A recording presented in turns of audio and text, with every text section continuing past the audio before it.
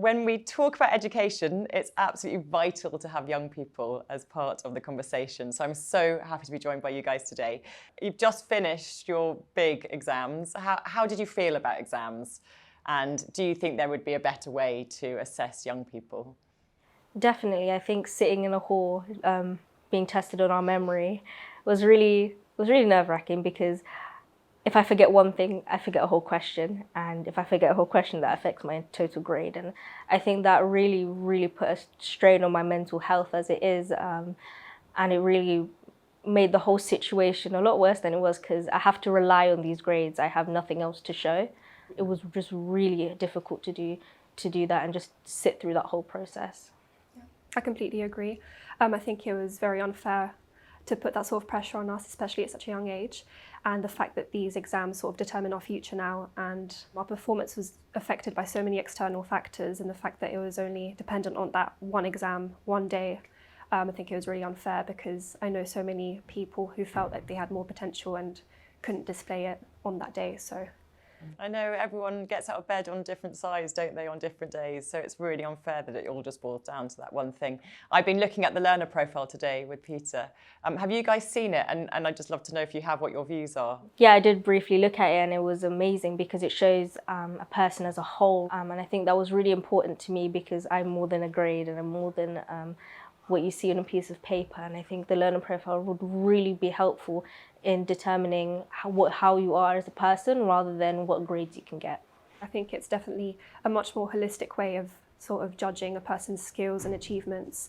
And I think it can be more representative of a person as a whole, and a better judgment of who they are as a person. So. No, I agree as well. And as an employer of people, being able to see a whole person, as you say, it's like you're not going to be able to have these sort of conversations with everybody that sends in CVs.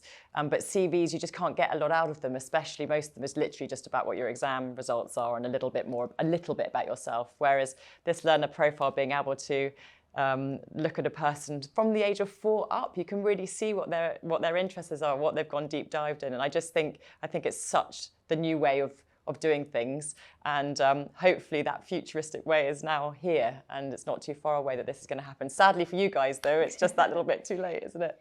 Yeah, I would have loved something like this when I was in school. I think it would really capture who I am as a person, and it's just amazing that it's a possibility in the future for the generations to come. I think it's an honour, to be honest, to see it in its developing stage, and the thought of it being possible in the future is, I guess it gives me hope that not all students are going to have to face the same circumstances we did, and yeah, looking forward to it.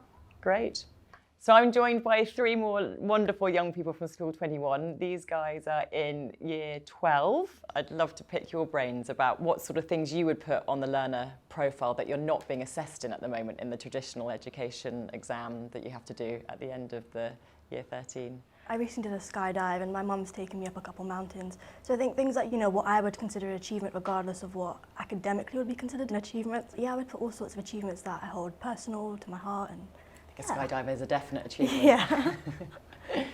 I think I'd put more like projects that you do outside of school rather than like the courses you do, because I feel like the courses are too limited to know like what you like and what you would want to do in the future. So I think if you have projects, I think it really expands like the student as a person.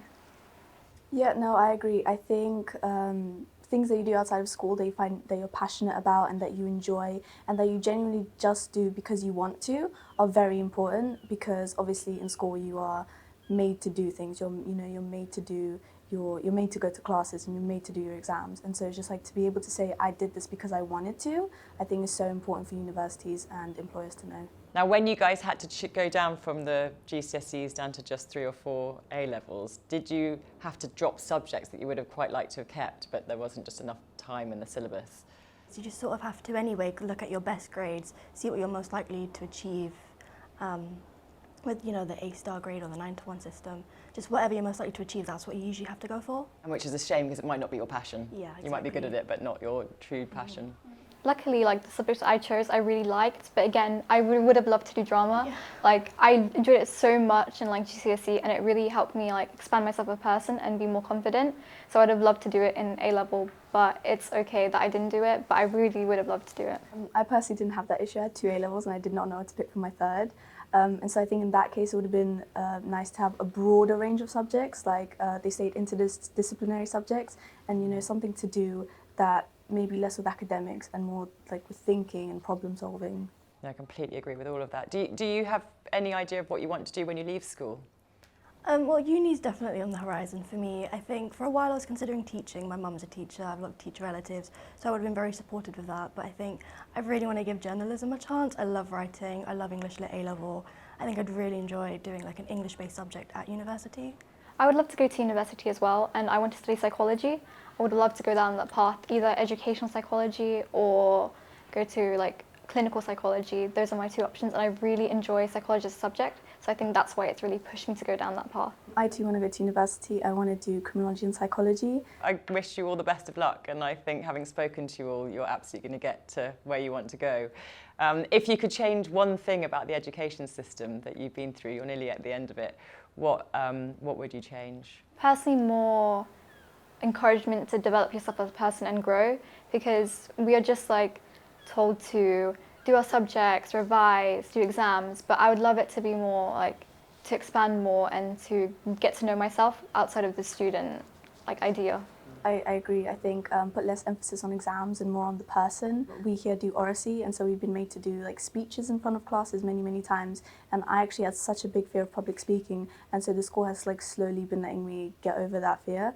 And so I think it's just so important to develop as a person. Well done for being here today, because you've done brilliant public speaking. So I think that the oracy curriculum that you guys do here, which has now been expanded to many schools all across the UK, is so vital. Life is all about speaking skills, and hopefully something like the learner profile will be able to put in all the public speaking that you're doing, because that's a really important thing when you start working in roles. There's lots of presentations and there's often lots of speaking things that you have to do, and so to have the skills from such a young age, it makes it all the more easier as you're getting older. Well, thank you very much for chatting to me. It's been lovely hearing your views on education, and I do think we're at a really amazing juncture now where, with the learner profile, I think it's going to be absolutely amazing. I think they're going to get it off the ground, and I think it's going to be the future of how we assess young people, and I'm really excited about it.